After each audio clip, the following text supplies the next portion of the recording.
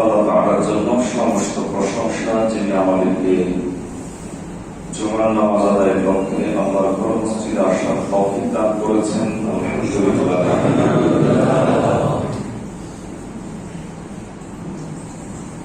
আলহামদুলিল্লাহ, আল্লাহ তাআলা আমাদেরকে যে সকল নিয়ামত দান করেছেন তার মধ্য থেকে অন্যতম একটি নিয়ামত হলো আমাদের সন্তান সন্ততি।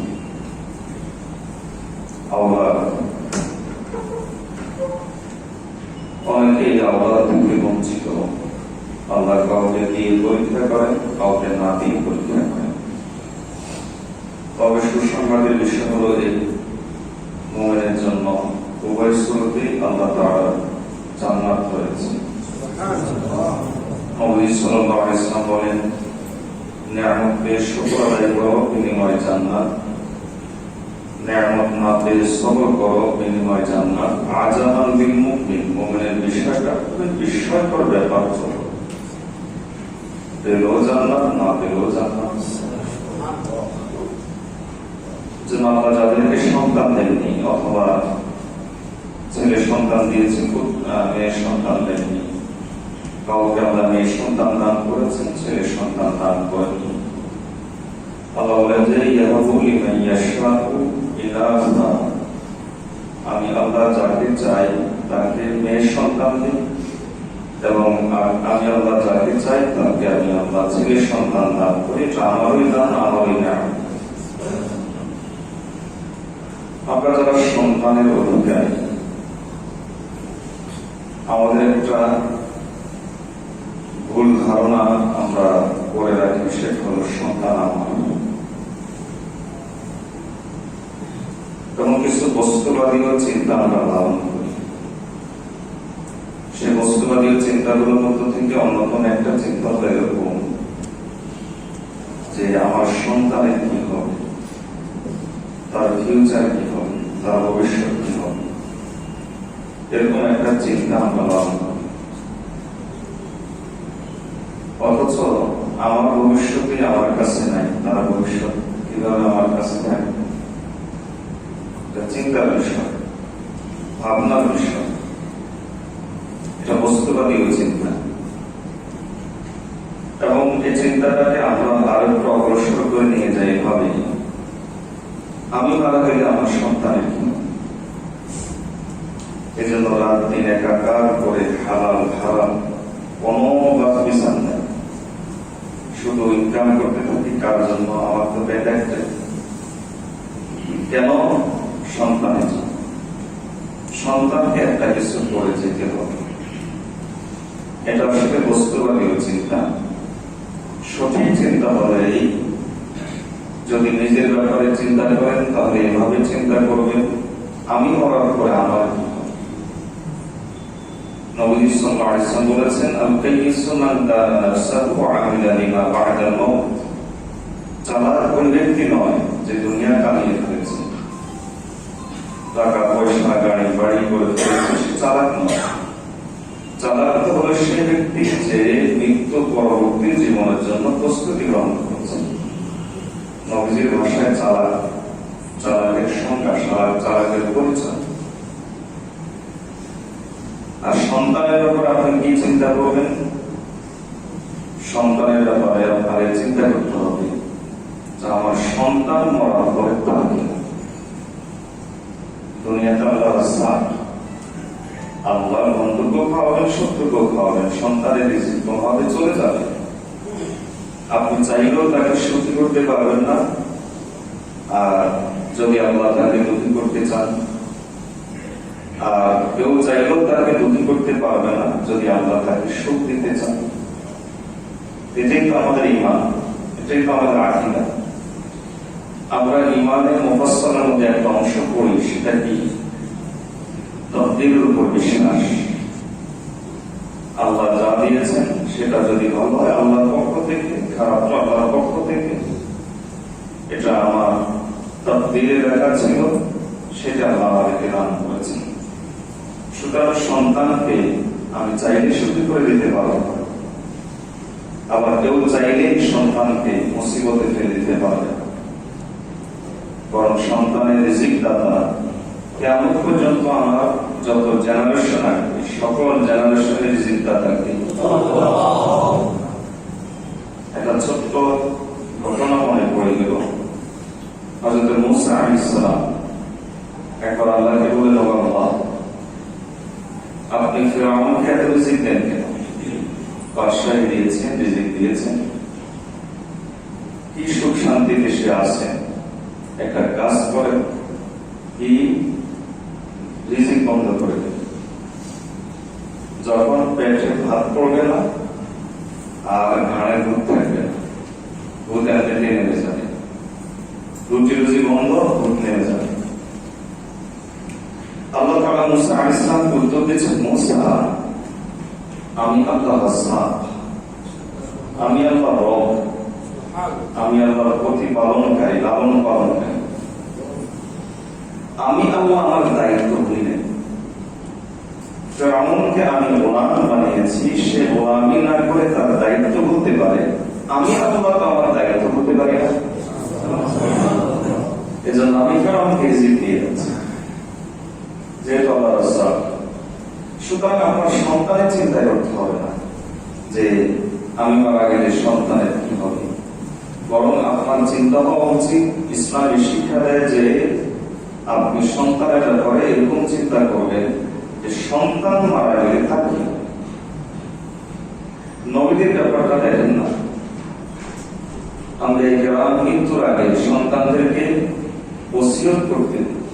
ওসিয়ত কিন্তু নির্দেশের চাইতে বড়, হুকুম যেটা, হুকুমের চাইতে শক্তিশালী হলো ওসিয়ত।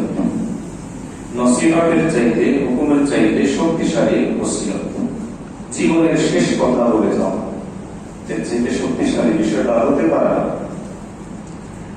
সকল আম্বিয়া কেরামের অভ্যাস ছিল। কোরআন মাজিদ আল্লাহ তাআলা কিছু নবীর ঘটনা বলেছেন। প্রায় সকল নবীর অভ্যাস ছিল তারা মৃত্যুর সময় সন্তানদেরকে ডাকতেন, দেখে এটা বলতেন না ওখানে জমি আছে, ওখানে গাড়ি আছে, বাড়ি আছে, এগুলো না। কি বলতেন? আমাকে তোমরা একটা জিনিসের নিশ্চয় দাও, আমি একটু শান্তির সাথে মরতে চাই, আমাকে বলো মা যারা তা'বুদুনা মিন বা'দি। আমি তো দুনিয়া থেকে চলে যাচ্ছি, আমি মারা যাওয়ার পরে তোমরা কাকে ইবাদত করবে? এই নিশ্চয়তা আমাকে দাও। তোমরা আমি মারা যাওয়ার পরে তোমরা কাকে ইবাদত করবে, এই নিশ্চয়তা আমাকে। তার আম্বিয়া কিরাম ফিকির করেছেন সন্তান মারা যাওয়ার পরে কি হবে এটা, কারণ যার অন্তরে ঈমানের বীজ থাকবে না, সে দুনিয়াতে যতই শানদার হোক, যতই নামজাদা হোক, যতই পাওয়ারফুল হোক, আখিরাতে সে লাঞ্ছিত হবেই হবে। আর যার অন্তরে ঈমানের বীজ থাকবে, চাই সেটা সরিষা দানা পরিমাণ হোক না কেন, আল্লাহ তাআলা আখিরাতে তাকে কামিয়াব করবেনই করবেন। কারণ নবী সাল্লাল্লাহু আলাইহি ওয়াসাল্লাম বলেছেন, মান ক্বালা লা ইলাহা ইল্লাল্লাহ দাখালাল জান্নাহ। যে ব্যক্তি লা ইলাহা ইল্লাল্লাহ বলবে সে জান্নাতে প্রবেশ করবেই করবে। এই কারণে সন্তানের ব্যাপারে আমাদের মূল ধারণা হওয়া উচিত যে সন্তানের আখিরাত গড়নের জন্য আমাকে কিছু কাজ করতে হবে, কিছু পদক্ষেপ নিতে হবে, যাতে সন্তান আখিরাতে ভালো করতে পারে, আখিরাতে যেন সে কামিয়াব হতে পারে। প্রকৃত কামিয়াবি তো হলো আখিরাতের কামিয়াব। আল্লাহ তাআলা তাকে জাহান্নাম থেকে দূরে সরিয়ে দিবেন। আল্লাহ বলেন, ফাকাদ ফাযা ফাওজান আযীমা। তার চাইতে বেশি কামিয়াব আর কেউ হতে পারে না, তার চাইতে বেশি সফল আর কেউ হতে পারে না। সন্তানের ব্যাপারে আমাকে কিছু পদক্ষেপ নিতে হবে। আপনি এটা ভুলে গেলে চলবেন না। এই সন্তান আপনার কাছে আল্লাহ পাঠিয়েছেন আল্লাহর বান্দা হিসাবে, নবীজির উম্মত হিসাবে।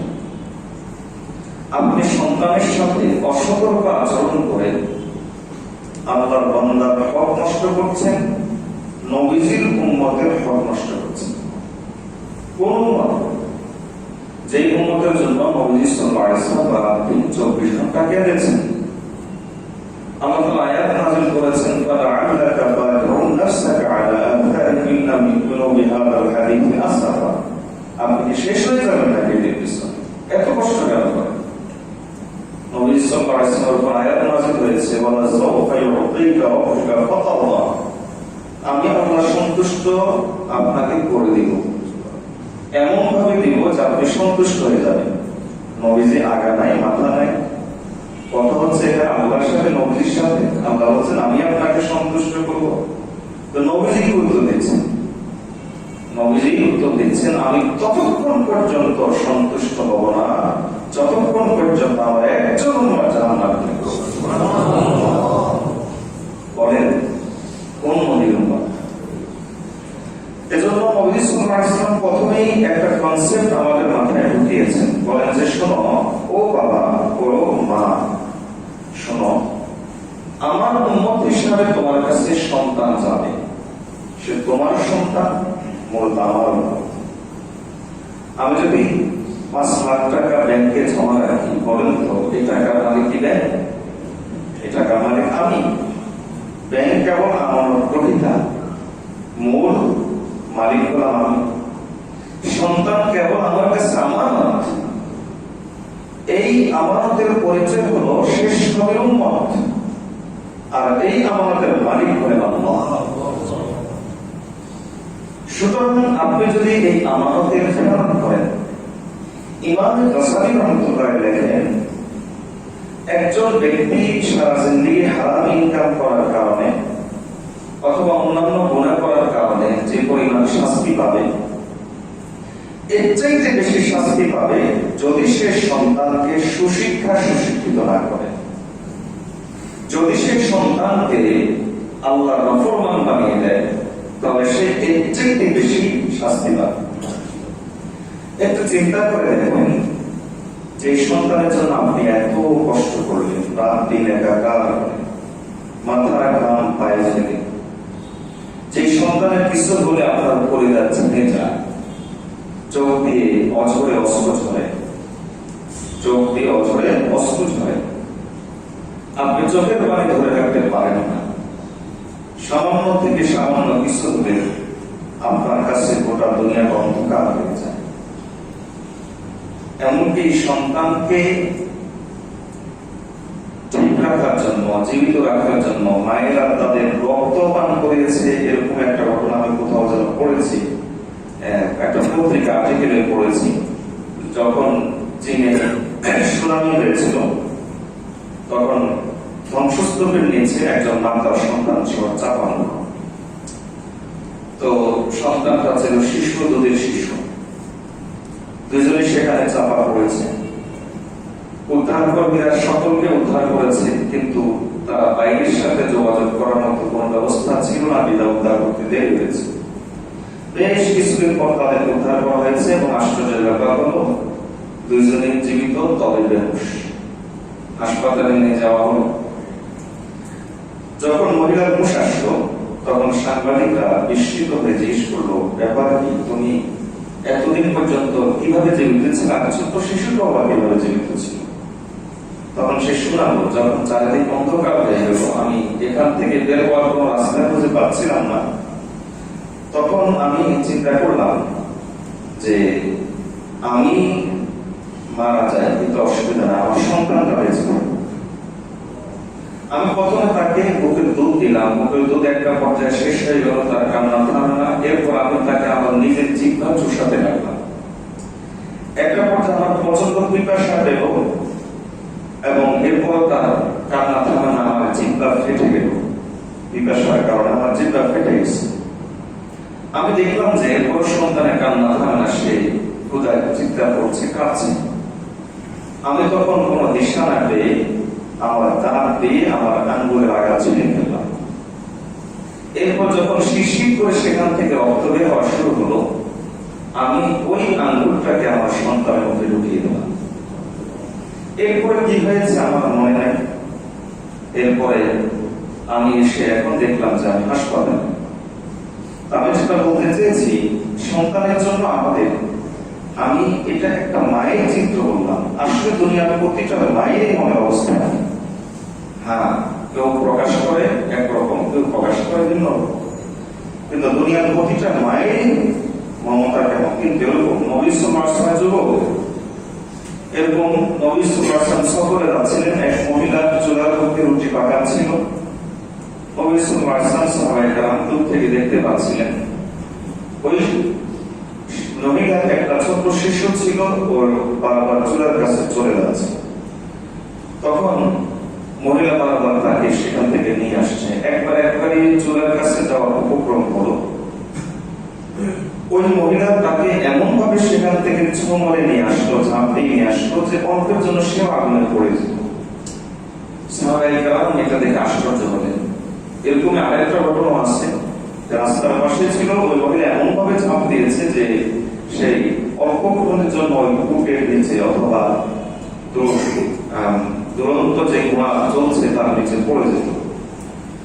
মহিলা ওই বাচ্চাটাকে উদ্ধার করে আনলো। সাহাবায়ে কেরাম আশ্চর্য হয়ে বললেন যে ইয়া রাসূলুল্লাহ সাল্লাল্লাহু আলাইহি ওয়াসাল্লাম, এই মহিলা যে নিজের জানের পরোয়া করে নাই, সন্তান কিভাবে উদ্ধার করেছে? তাহলে আমাদের প্রশ্ন হলো যে আল্লাহ কি এর চাইতে বেশি দয়াবান? যদি আল্লাহ এর চাইতে বেশি দয়াবান হয়, তাহলে এই মহিলা তার সন্তানকে আগুনে ফেলতে দেয়নি, আল্লাহ কিভাবে তার বান্দাকে আগুনে ফেলতে?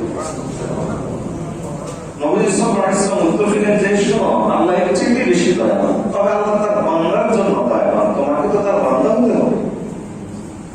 আল্লাহ তার বান্দার জন্য দয়াবান, কিন্তু তোমাকে তো এর আগে তার বান্দা হতে হবে, আল্লাহর প্রকৃত গোলাম হতে হবে। আমি যেটা বোঝাতে চাচ্ছি, একজন সন্তানের প্রতি মা বাবার এই পরিমাণ মায়া, এই পরিমাণ মহব্বত, যেই বাবা হোক যে মাই হোক না কেন, কেউ কারো কাছে কারো থেকে কম নয়।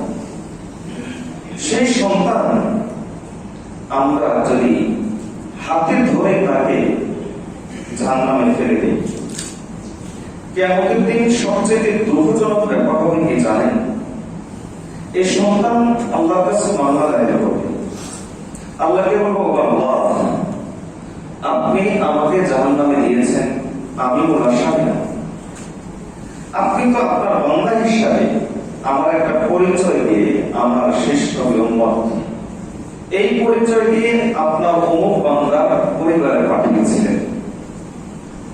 আমি তার কাছে গিয়েছিলাম তার সন্তান হিসাবে।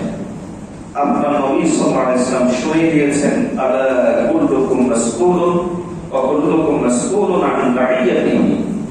ও আমার উম্মত, আমি তোমার কাছে আল্লাহর পক্ষ থেকে একটা আমানত পাঠিয়েছি, আমার উম্মত। আল্লাহ বলেন যে আমি আমার বান্দা পাঠিয়েছি, আমার উম্মত।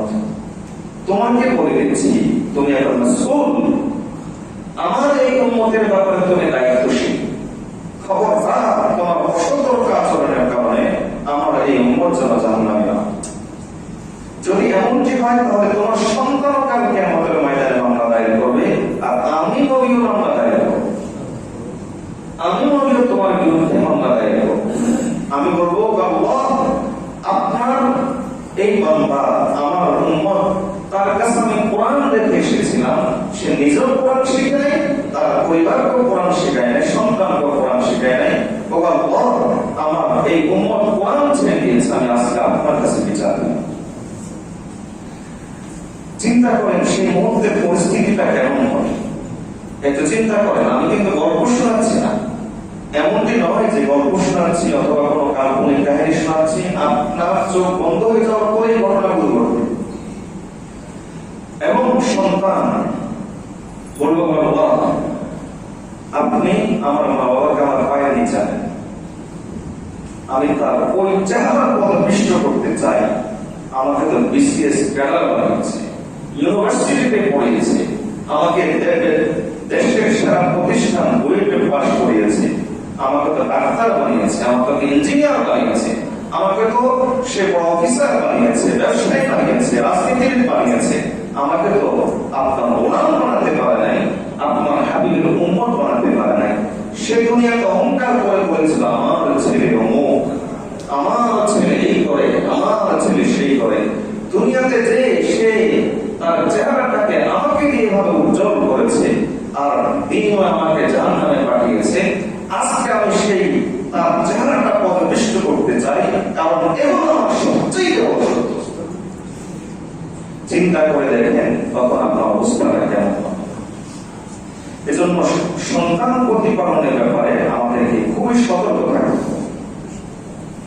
সন্তানের মনের ভিতরে কয়েকটা জিনিস আমাদেরকে দিতে হবে এবং এই জিনিসগুলো দেওয়ার জন্য আমাদের কিছু পদক্ষেপ গ্রহণ করতে হবে।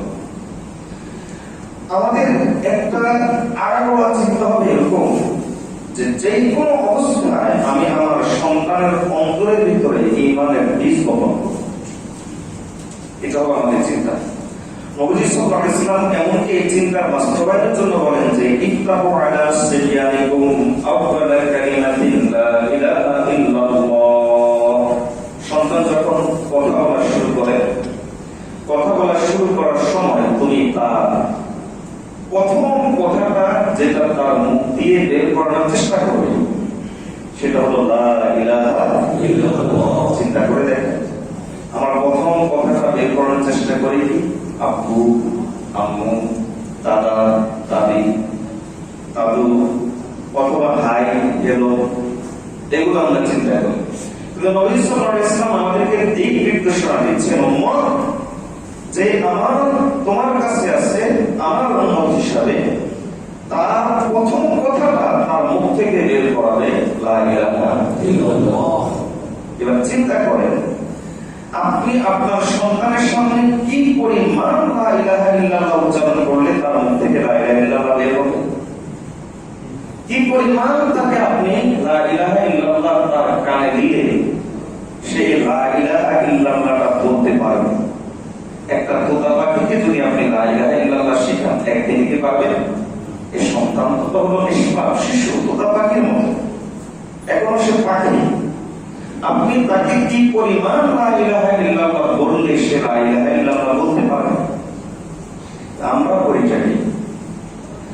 আমাদের এই যুগের সবচেয়ে বড় ভুল যে সন্তানের শারীরিক এবং মানসিক উন্নতির পথে যেটা সবচেয়ে বড় বাধা এবং যেটাকে আমি বলবো একটা নীরব ঘাতক।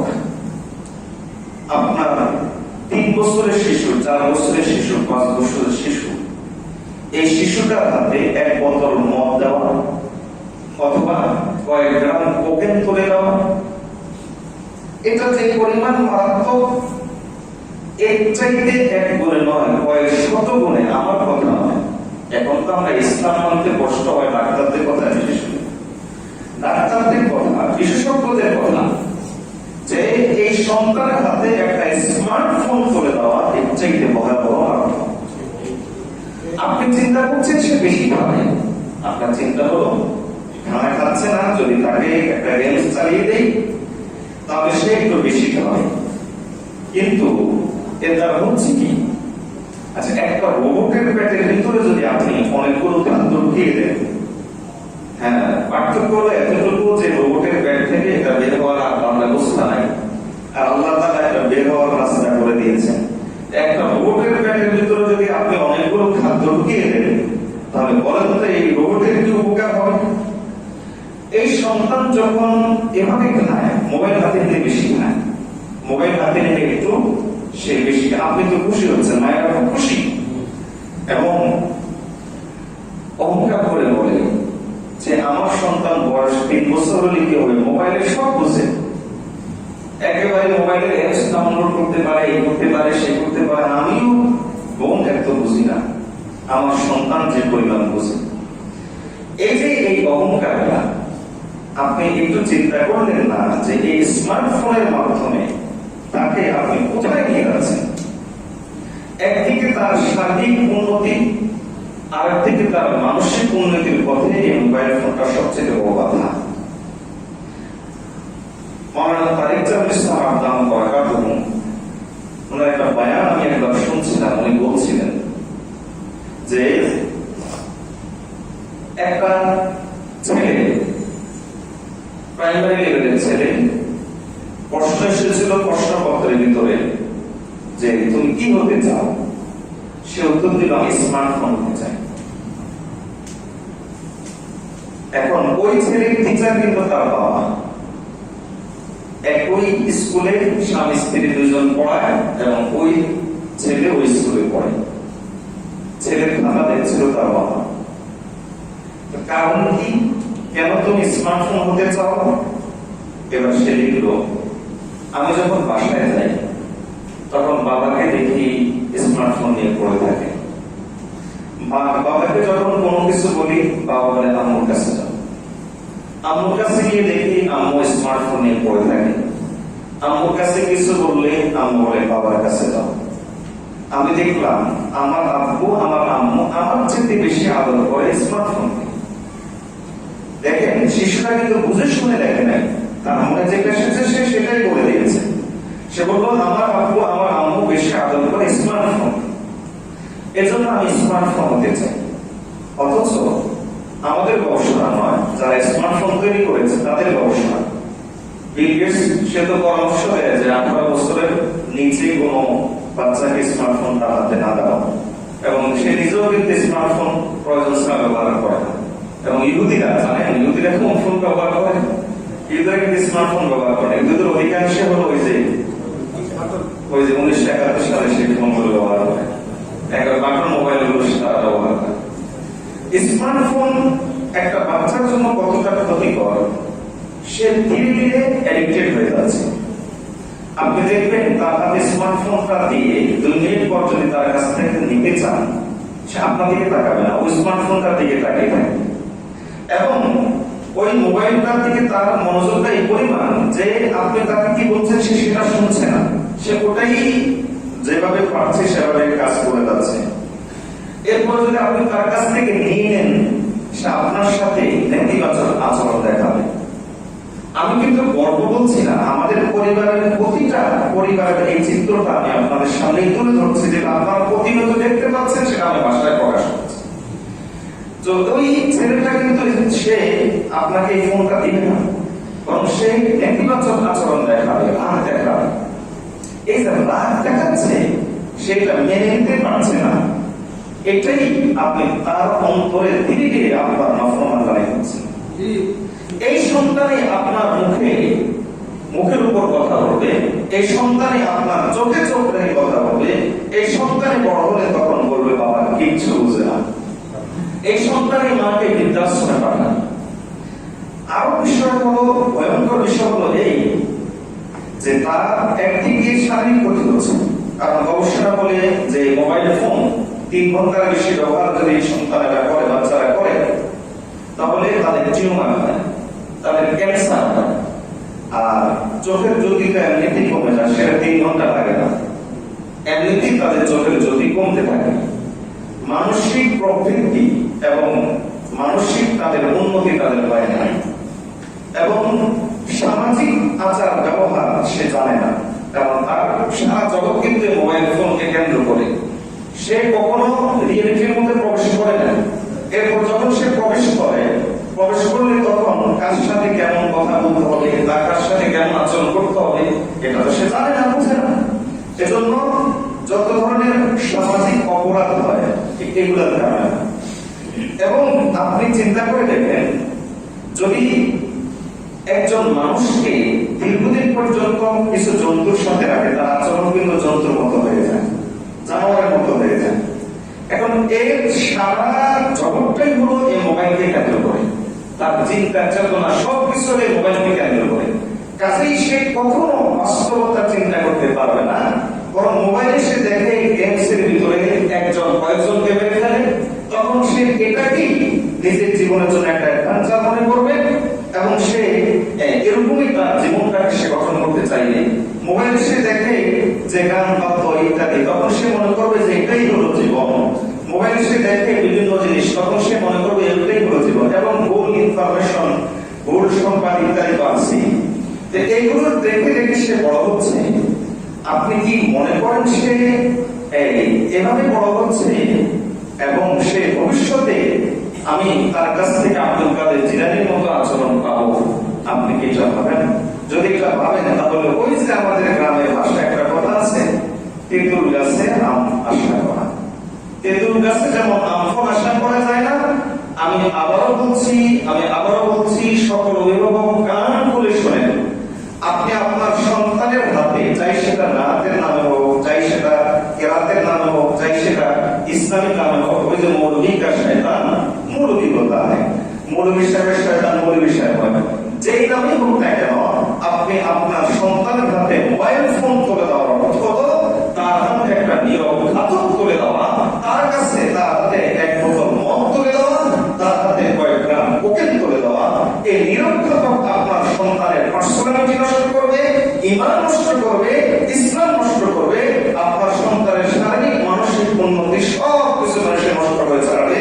সবচাইতে এর চাইতে ভয়াবহ ব্যাপার হলো আপনার জীবনের জন্য যে এই সন্তান ভবিষ্যতে আপনাকে চিনবে না, এই সন্তান ভবিষ্যতে তার মাকে চিনবে না, পরিবার কি জিনিস সে বুঝবে না, সমাজ কি জিনিস কি বুঝবে না, সমাজের দায়বদ্ধতা কি জিনিস সে বুঝবে না, এবং রাষ্ট্রের দায়বদ্ধতা কি জিনিস সে বুঝবে না। ও আল্লাহর বান্দা, এবার যদি আমরা না বুঝি এটা হলো অমুসলিমদের চক্রান্ত, কারণ তারা তৈরি করেছে, তারা কিন্তু এগুলোর কথা ব্যবহার করে না। আমাদের তৃতীয় বিশ্বে মুসলিম বিশ্বে গুলো পাঠাচ্ছে, কেন পাঠাচ্ছে? কারণ তারা চায় যে দাজ্জাল আসবে, সে দাজ্জালের বাহিনীতে যেন গোটার প্রতিটা মুসলমানের সন্তান জন্মে। এই কথা আপনার ভাবতে হবে, এই কথা আপনাকে চিন্তা করতে হবে। আপনি কি চান যে আপনার সন্তান দাজ্জালের বাহিনীতে চলবে? আপনি কি চান যে আপনার সন্তান দাজ্জালীয় ফিতনাতে পড়ে যায়?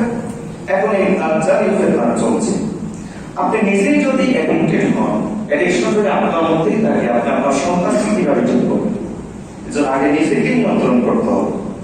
মোবাইল ফোন ব্যবহারের ক্ষেত্রে যদি প্রয়োজন হয় সন্তানের সামনে হন, আপনি যতদূর সম্ভব তাদের আড়াল থেকে আপনি এই মোবাইল ফোনটা ব্যবহার করেন। নবী সাল্লাল্লাহু আলাইহি ওয়াসাল্লাম বলেন যে সন্তানকে প্রথম শিক্ষা দাও তাওহীদ কালিমা। এবং নবী সাল্লাল্লাহু আলাইহি ওয়াসাল্লাম বলেন এবার সন্তান যখন একটু বড় হতে থাকবে তাকে ইবাদত শিখাও। তোমার কাছে দাঁড়িয়ে তাকে নামাজ, তুমি তাকে দেখে দেখে নামাজ পড়ো, তাকে দেখিয়ে দেখিয়ে নামাজ পড়ো। কারণ শিশুরা খুবই আপনার অনুগত প্রিয়, তারা অনুসরণ প্রিয়, অনুকরণ প্রিয়। শিশুরা যেটা দেখে সেটা অনুকরণ করে, অনুসরণ করে।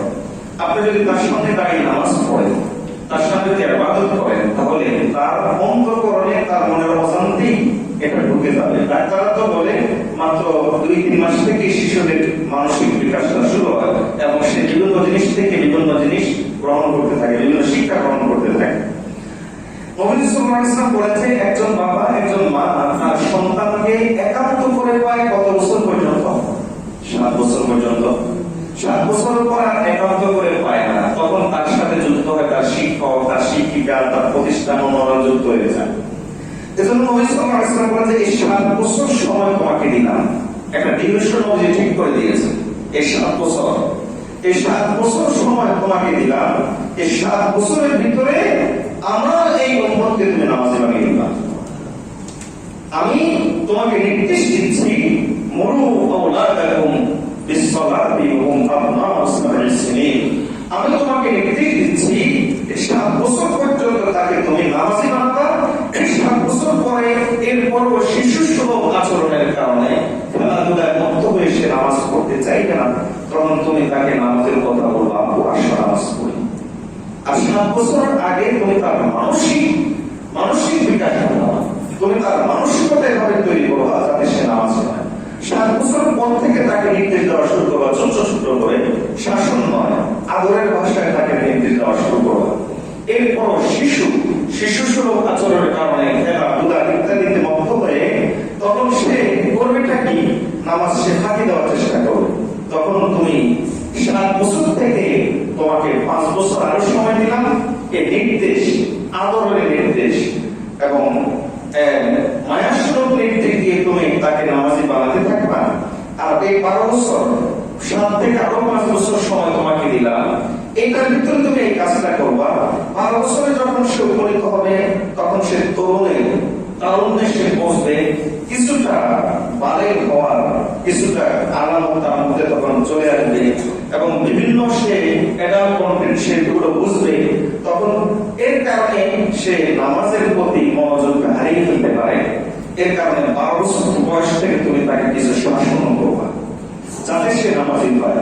নবী সাল্লাল্লাহু আলাইহি ওয়াসাল্লাম বলে যে 12 বছর বয়সে আরেকটা কাজ করবা, যেহেতু তার মধ্যে একটা এনার্জি চলে আসবে, এজন্য তার বিছানাটাকে আলাদা করে দিবে। ভাই বোন একসাথে যেন না থাকে, অন্যান্য যারা একসাথে না থাকে, মায়ের সাথে যেন না থাকে, বাবার সাথে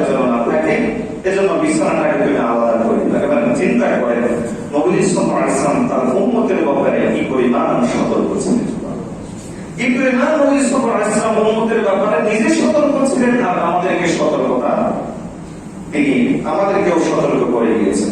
আল্লাহ আমাদেরকে বোঝার তৌফিক দান করুন। এক মহিলা সাহাবী এসে জিজ্ঞেস করেন, ইয়া রাসূলুল্লাহ সাল্লাল্লাহু আলাইহি ওয়াসাল্লাম, আপনি বলেছেন সন্তানদেরকে নামাজি বানানোর জন্য। আমার প্রশ্ন হলো যে কখন থেকে আমি তাকে নামাজের শিক্ষাটা দেওয়া শুরু করব? নবী সাল্লাল্লাহু আলাইহি ওয়াসাল্লাম বলেন, ইজা আরাফা ইয়ামিনাহু আন শিমালিহি, যখন সে ডান বাম বুঝবে, লেফট রাইট বুঝবে, তখন থেকে তুমি তাকে নামাজের শিক্ষা দিতে থাকো। এবার তো হলো তুমি তাকে নামাজি বানাতেই হবে। নবী সাল্লাল্লাহু আলাইহি ওয়াসাল্লাম বলেন যে এই যে 7 থেকে 1 থেকে 7 এই বয়সে তাকে তুমি আদর্শ দিয়ে বড় করবা।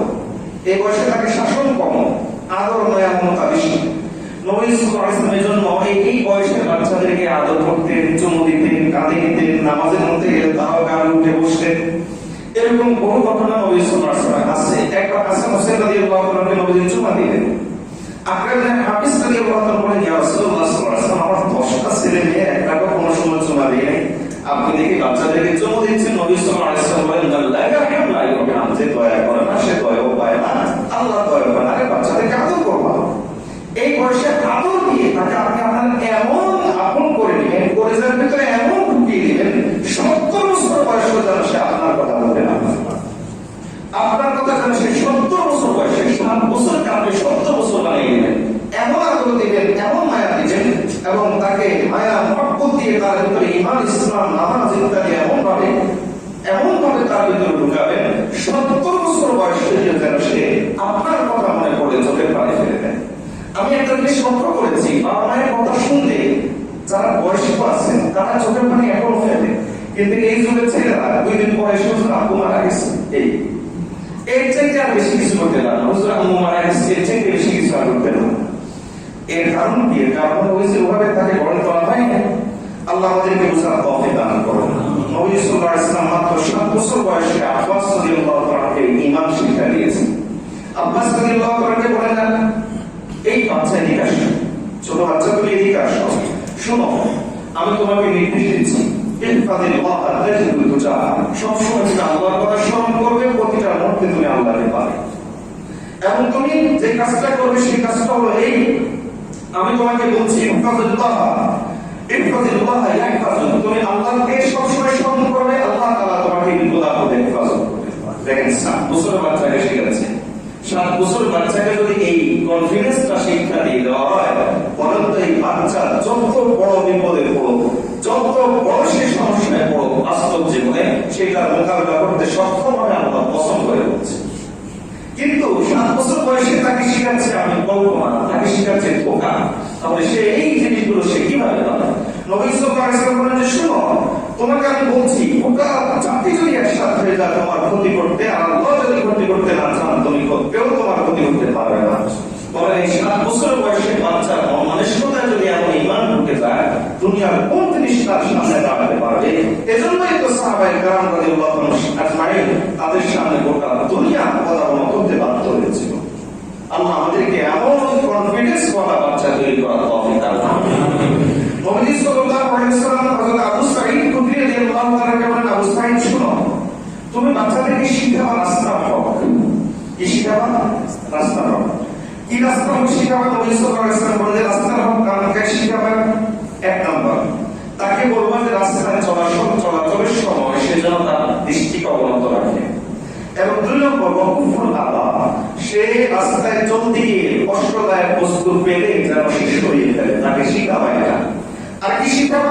ওয়াতারু বিল মারুফ, রাস্তায় চলতে গিয়ে সৎকারের আদেশকে যেন দেয়, এটা তাকে শিখাবা। আর কি শিখাবা? ওয়ানাহি আনিল মুনকার, অসৎ কাজের নিষেধ যেন সে করে, এটা তাকে শিখাবা। এটা চিন্তা করেন, এমন একটা বাচ্চাকে যদি আমি গঠন করতে পারি, এর চাইতে সুনাগরিক আর কেউ কি হবে? আমার ধারণা এমন সন্তান যদি প্রতিটা মা প্রতিটা বাবা যদি গ্রহণ করতে পারে, তাহলে সিটি কর্পোরেশনের দরকার হবে না। এমন বাচ্চা যদি কোনো প্রতিটা মা এবং প্রতিটা বাবা যদি গঠন করতে পারে, আল্লাহ আমাদেরকে তৌফিক দান করুন। নবী সাল্লাল্লাহু আলাইহি ওয়াসাল্লাম আলী রাদিয়াল্লাহু তাআলা বলেন যে শোনো, আলী বাচ্চাদেরকে 3টা জিনিস শেখাবা। বলেন কয়টা জিনিস? 3টা জিনিস। একটা হলো তাদেরকে শিখাবা সালাসা ফিসাল, আতিবু আওলাদাকুম আলা সালাসি ফিসাল। একটা হলো হুব্বি নাবিয়িকুম, তার অন্তরের ভিতরে নবীর প্রেম ঢুকিয়ে দিবা। নবীর প্রেম তার অন্তরের ভিতরে আমরা ঢুকাই কি গেমস ফ্যান, আমরা ঢুকাই কি ইউটিউব ফ্যান। হ্যাঁ, বাচ্চারা সাক্ষাৎ কেটে বাবু তো মোবাইল দিয়ে কি করো, আমি মোবাইল দিয়ে গেম জানি, ফেসবুক ইত্যাদি করি। আগে কি একটা স্মার্টনেস, আমি মনে করি বাচ্চার হাতে মোবাইল দেওয়াটা স্মার্টনেস না, বাচ্চার হাতে মোবাইল দেওয়াটা স্মার্ট নয়, কারণ এটা হলো তার জীবনের জন্য সবচেয়ে ধ্বংসের বড় কারণ। আল্লাহ আমাদেরকে বুঝার তৌফিক দান করুন। নবী সাল্লাল্লাহু আলাইহি ওয়াসাল্লাম বলেন বাচ্চাদেরকে কয়টা জিনিস শিখাবা, তিনটা জিনিস শিখাবে। এক নম্বর নবীর ভালোবাসা, ওহব্বি আহলি বাইতিহি। দুই নম্বর সাহাবায়ে কেরামের প্রতি ভালোবাসা, বিশেষ করে নবীজির পরিবারের প্রতি ভালোবাসা। এই নবীজির পরিবারের প্রতি যে বাচ্চার অন্তরে ভালোবাসা ঢুকবে, বলেন নাস্তিকরা, মুরতাদরা, আয়েশা রাদিয়াল্লাহু তাআলা, ফাতিমা রাদিয়াল্লাহু তাআলা তাদের চরিত্র নিয়ে, নবীর ফ্যামিলি নিয়ে যে পরিমাণ উৎসাহ ঘটনা করে, এই বাচ্চার কানে যদি এরকম লক্ষ কোটি টাকা ঘোষণা যায়, তাহলে সে বিশ্বাস করবে না, জীবনও তার অন্তরে নাস্তিকতার বীজ বপন করতে পারবে না। এজন্য নবী সাল্লাল্লাহু আলাইহি ওয়াসাল্লাম বলেন বাচ্চাকে তুমি তোমার নবীর প্রেম শিখাও এবং নবীর পরিবারের প্রতি ভালোবাসা শিখাও, সাহাবায়ে কেরামের প্রতি ভালোবাসা শিখাও, আর বাচ্চাকে শিখাও কোরআনের প্রতি ভালোবাসা। সন্তানকে আপনি ইংলিশ মিডিয়ামে পড়িয়েছেন, কোরআন পড়েন নাই। আমি আজকে আপনাদের কানের সমস্ত ফেরেশতাকে সাক্ষী রেখে বলে যাচ্ছি, আল্লাহর কসম, আল্লাহর কসম, আল্লাহর কসম, এই সন্তান কাল কিয়ামতের ময়দানে আপনার বিরুদ্ধে আল্লাহর কাছে মামলা দায়ের করবে। কসম আল্লাহ। এজন্য নবী সাল্লাল্লাহু আলাইহি ওয়াসাল্লাম বলেন যে কোরআন, বিশেষ করে কোরআন তেলাওয়াত তাকে শিখাবা, কারণ ফাইন্না হামালাতাল কোরআনি ফি দিল্লিল্লাহি ইয়াউমাল্লাহি ইয়াদিল্লু মা আমবিয়াইহি ওয়া আসফিয়াইহি। কারণ যে ব্যক্তি কোরআন শিখবে, আল্লাহ তাআলা কিয়ামতের দিন নবীগণের সাথে তাদেরকে আরশে দিতে চায়। এবার বলেন আপনার সন্তান যদি এভাবে আপনি করতে পারেন, আর যদি সে আরশে দিতে চায় পেয়ে যায়, আপনাকে ছাড়া সে জান্নাতে চলে যাবে। আপনি 7 বছর বয়সে তার অন্তরে যে ভালোবাসার বীজ বপন করেছেন, এই সন্তান তো আপনাকে বুড়া বয়সে তো ভুলবে না, সারা জিন্দেগি তো আপনার জন্য এক আমল করবে তো করবে। এই সন্তান মারা যাওয়ার পর আপনার জন্য আপনি আমল তো করবে তো করবে। কিয়ামতের ময়দানে এই সন্তান আপনাকে ভুলবে না, কিয়ামতের ময়দানে এই সন্তান আপনাকে খুঁজে নেবে। আল্লাহ বলেন এজন্য আব্দুল কাদের জিলানী আপনার মতো আপন হন। এজন্য আল্লাহর বান্দা আব্দুল কাদের জিলানীর আম্মার মতো আম্মা হন। আল্লাহর বান্দী আব্দুল কাদের জিলানীর আম্মার মতো আম্মা হন। সন্তানকে আমরা এগুলো শিক্ষা দিব, এবং যে সমস্ত জিনিস, যে সমস্ত বস্তু সন্তানের চরিত্রকে, ঈমানকে ধ্বংস করে, সেই সমস্ত বস্তু থেকে, সেই সমস্ত জিনিস থেকে আমার সন্তানকে আমি দূরে রাখবো। প্রথম একটু কষ্ট হবে, সে কান্নাকাটি করবে, সে একটু নেতিবাচক আচরণ দেখাবে, একটু লাঘব দেখাবে, কিন্তু আপনি এটাকে অত্যন্ত আদর্শের সাথে, মায়ার সাথে, মমতার সাথে হ্যান্ডেল করবেন। নবী সাল্লাল্লাহু আলাইহি ওয়াসাল্লাম এটাই আপনাকে বলেছেন। এবং আগাগোড়া যে জিনিসটা মনে রাখতে হবে, এই সন্তান কিন্তু আপনার কাছে আপনার হাবিবের উম্মত, এই সন্তান কিন্তু আপনার কাছে আল্লাহর হাবিবের উম্মত। কাজেই আল্লাহর হাবিবের এই উম্মতকে আপনি কখনো যদি আপনার আচরণের কারণে ধ্বংস করে দেন, তাহলে আল্লাহর কাছে যেমন জবাব দিতে হবে, আল্লাহর হাবিবের কাছেও জবাব দিতে হবে,